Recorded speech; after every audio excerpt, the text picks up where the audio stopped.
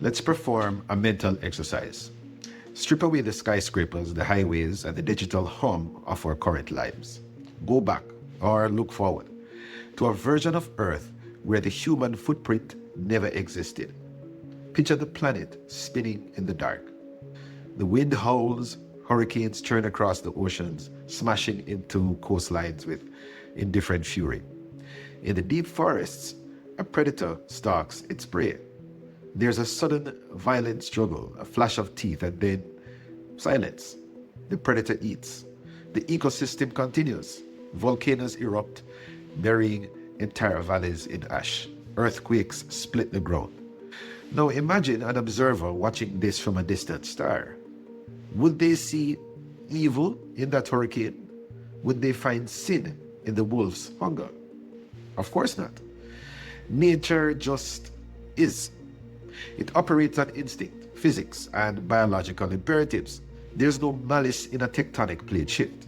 A shark isn't immoral for being a shark. This brings us to a hard truth that some find uncomfortable. Evil doesn't exist as a disembodied force.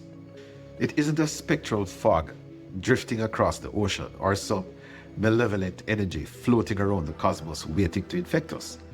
Evil is contingent. It's a byproduct of sentience. Without a moral actor, someone with the capacity to perceive a distinction between good and bad, the very concept of evil evaporates.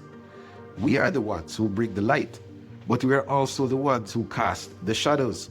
This realization shifts the burden of morality squarely onto our shoulders. It's a heavy weight, isn't it?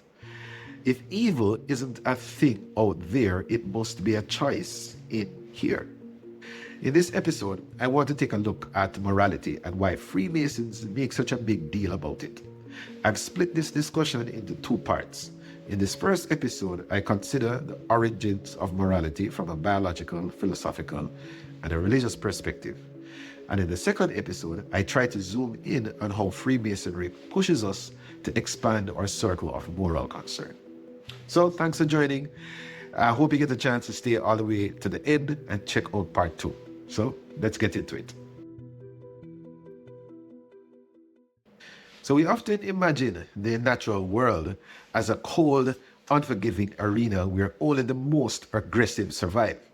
But modern evolutionary biology suggests something far more complex. Morality isn't a late-stage human invention. It's a biological imperative. It's a survival strategy. For social species, the lone wolf was rarely the one who passed on his genes. Instead, it was the individual who could cooperate, who could navigate social hierarchies and build alliances. This is the bedrock of what we call morality. At the heart of this biological foundation is a concept called reciprocal altruism. It sounds complex, but it's essentially the mathematical logic of kindness. I'll scratch your back if you scratch mine. This isn't just a human trait. We see it across the animal kingdom. Vampire bats will regurgitate blood to feed a hungry roost mate who failed to hunt, knowing that the favor will likely be returned on a leaner night. Primates like chimpanzees and bonobos exhibit intense social bonding behaviors after conflict.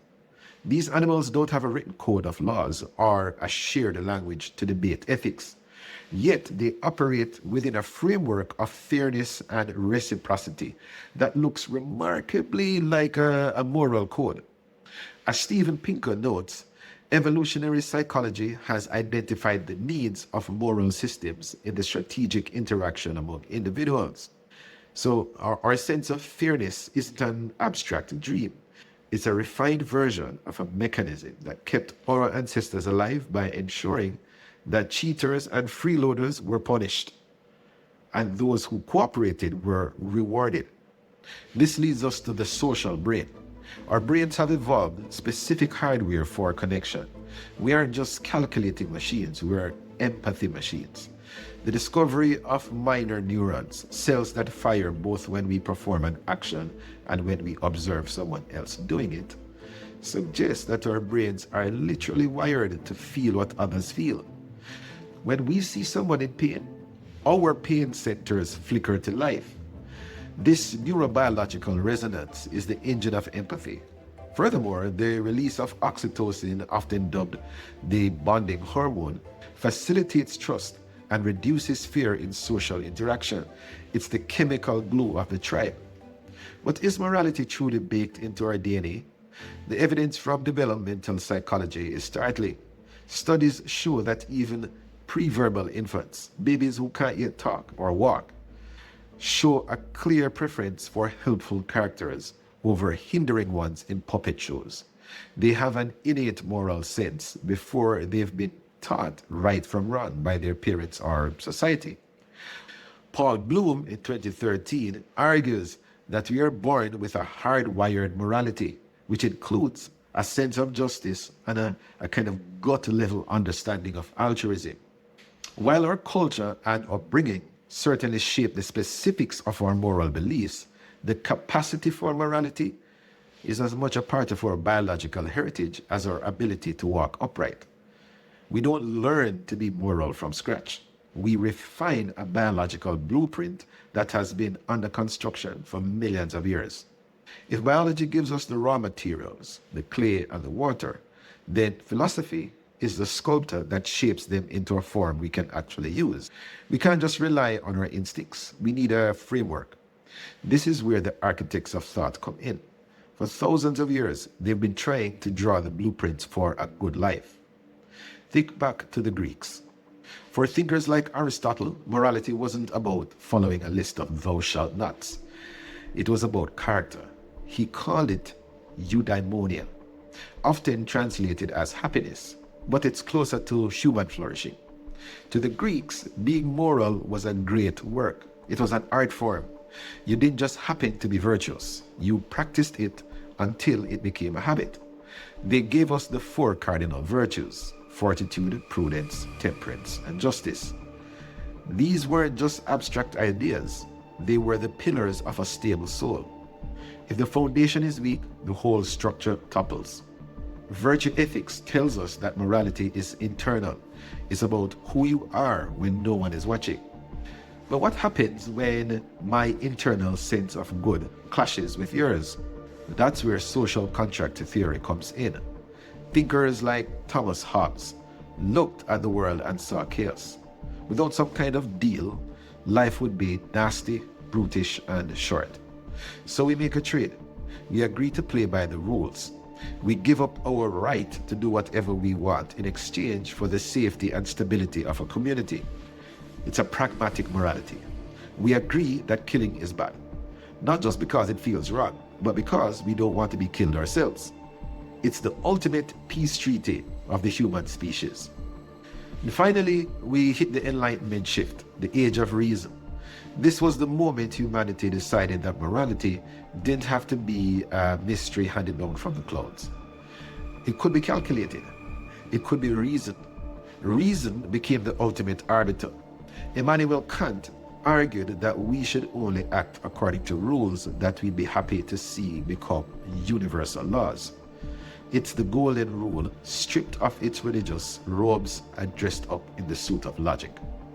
Steven Pinker, 2011, argues that this humanitarian revolution was fueled by the realization that other people have feelings just like we do, and that hurting them is simply illogical.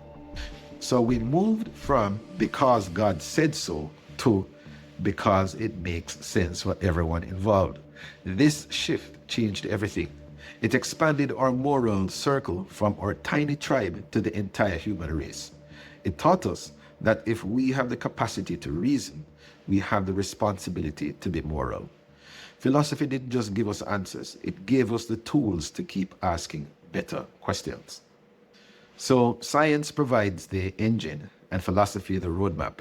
And in a way, religion often tries to provide the destination, the why behind the art. But when we survey the global landscape of faith, we don't find a single monolith of ethics. Instead, we see a kind of kaleidoscope of thinkers struggling to reconcile the human condition with a higher transcendent order. Religious morality isn't just a list of rules, it's an attempt to live in harmony with the cosmos. Consider the Sufi tradition and thinkers like Al-Ghazali. For him, the struggle for morality wasn't about fighting an external demon. It was about the eternal struggle against the lower self. He argued that morality is a process of purifying the heart so it can reflect the light of the divine.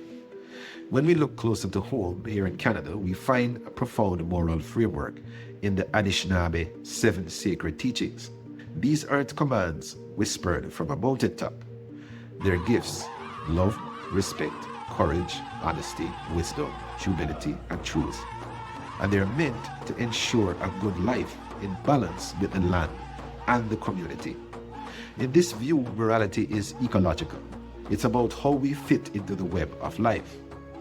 But how does religion deal with the messy problem of evil? Many global traditions align with the idea that evil isn't a thing that exists on its own. In Eastern thought, particularly Buddhism, evil is often synonymous with ignorance. We aren't evil beings, we are simply confused ones. We cause suffering because we don't understand our own interconnectedness. Similarly, many Neoplatonic and early mystical thinkers argued that evil is a privation of good. It's what happens when the light is blocked. It has no independent existence. It is a shadow, and as we know, you can't have a shadow without an object standing in the way of the light.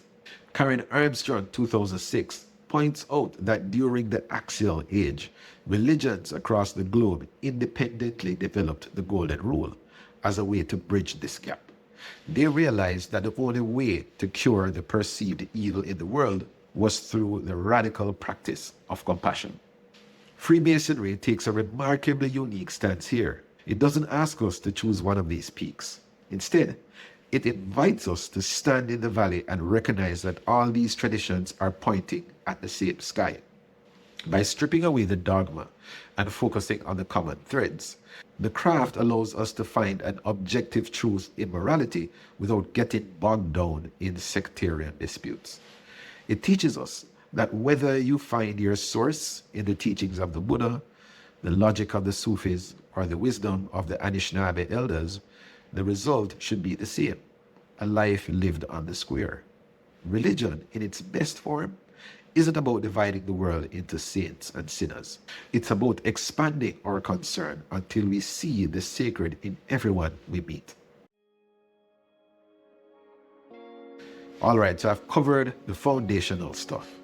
We've looked at the primal instincts that kept our ancestors alive, the soaring logic of the Enlightenment, and the deep spiritual mysteries of global faith. It's easy to get lost in the why of it all. But here's the takeaway. While we might spend lifetimes debating the source of morality, we can't deny its existence.